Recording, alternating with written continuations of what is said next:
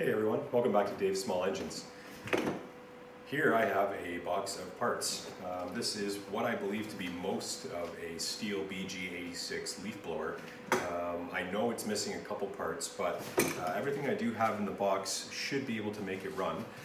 So I'm going to take everything apart, lay it all out, and see if I can't make some noise with this thing. Stay tuned. But I know I'm missing a couple parts. The case for this side as well as the fan, I'm missing that, and I'll walk through the rest of what I think I have and what I think I need. So I've got the muffler. When I do this, I like to lay things out in the order in which they go back onto the machine. So from the front here, I have the recoil housing and case, flywheel nut, the screws that go onto the flywheel case, muffler bolts, gasket go on this side of the engine, gas cap obviously, this intake block gasket, engine side carb gasket, air filter side gasket, air filter box, nuts, and the air filter medium and covering. So right away I noticed that I'm missing the 3 bolts that go onto this intake side of the cylinder head. So I'll dig around and see if I can find those, but so far so good. Let's start putting it back together. So the next step here is to seat the muffler onto the exhaust side of the cylinder. Got your muffler gasket, muffler obviously, and then the 2 muffler bolts. Very the boring details, but the 2 bolts here into the side of the cylinder and snugged nice and tight. All right, so the next step is the flywheel, which is a keyed flywheel here, as you can see. So this key here slips onto this indent right here. It only goes on this way, and if you damage this, you're up the creek. So you gotta make sure it just slips on and then it's flush the way it should be there. So I think what I'll do now is put the case on with the recoil and test to see if I'm getting spark. If I'm getting spark, then I know I can continue doing the rest of the things. If not, I'll have to order a new ignition coil, or at least diagnose the issue with the spark. All right, so the engine cover, as they call it, slides on something like this. It can be kind of particular. You have to kind of use both hands. But it fits on just like that, and then it's just the 1, 2, 3 screws holding it on. All right, so now that the case is on, I'm just gonna pop the spark plug out. Might have been easier to do that when the case was off, but not that big of a deal. Now, I remove them with an impact. I never tighten with an impact. Spark plug is out. And now, I have to hold this against the case, which is kind of a tricky scenario. You hold the spark plug against the, I don't know if you'll be able to see it in the video. I'm getting spark. I don't know if you guys can capture that. No, you won't be able to. But trust me, I'm getting some spark here, so on to the next. So for ease of use, I have to pop the case off again so I can get at the intake side of things.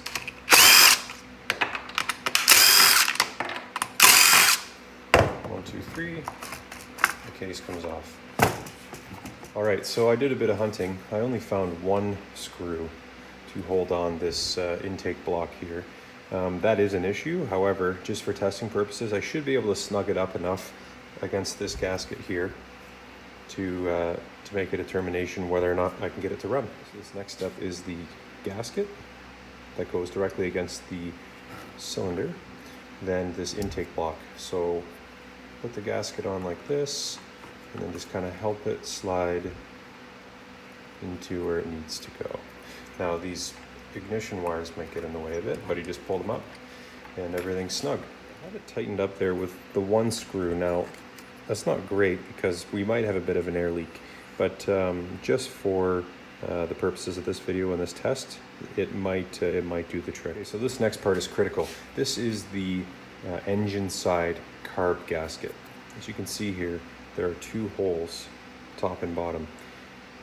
and a hole on the bottom of this carburetor. So what happens is, as the engine rotates, as this spins, it creates a pulse inside of the engine case, which sends a pulse through this gasket, so out through the intake block, through the hole in this gasket, into this hole in the side of the carburetor, and that actually actuates the pump mechanism in the bottom of the carburetor, which pumps the fuel throughout the system.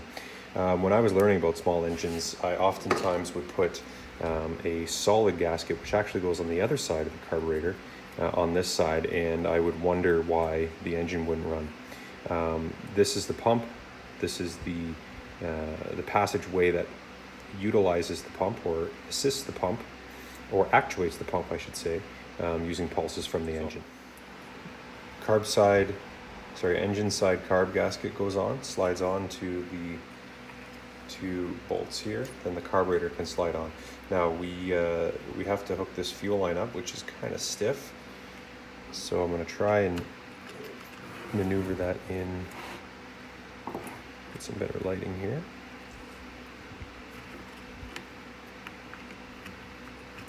There it goes. And then slide the carb onto the bolts, like that. And then, of course, we have to hook the throttle up, but we can do that from the, actually I like to pop the handle off usually and do it that way. Let me see if I can get it this way though. Yeah, there we go. So I've got throttle on and the carb on. So just for the purpose of this test, I'm not going to use the air box, I'm not going to use the air filter, and I'm not going to use the cover. I'm just going to bolt the carburetor on. All right, so I've got those bolts done up here. Carburetor's secure. I don't see a lot of play here, which tells me that I probably do have an air leak, but not that big of one. So now it's just the priming hose. Slide that back on. Put the case back on.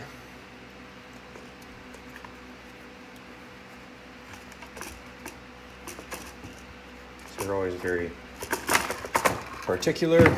And then it's the 3 screws, one more, right? So spark plug boot back on.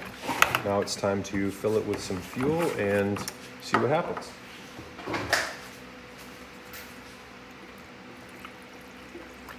This is 50-to-1 Stihl oil with 91 octane ethanol-free gasoline. All right, now I don't know the status of this carburetor, so it could need a carb kit potentially, but let's prime the fuel bulb and see if we get any action here. Oh, yeah, it's making the right noises. Yep. Fuel priming bulb is filling with fuel, as you can see there. So it's time to try and start. So I'm going to set the choke to full, and throttle's actuated. Let's see if we can start it.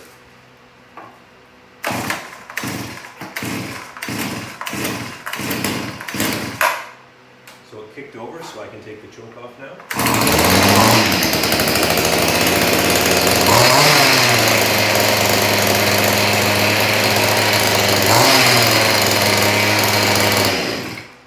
Well, there we are. This BG86 starts and runs.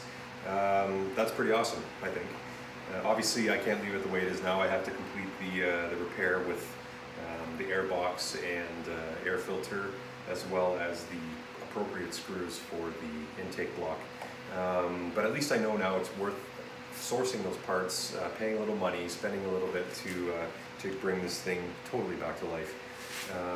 Yeah, so there you have it, and I hope you enjoyed the video. Stay tuned for more. Thanks again.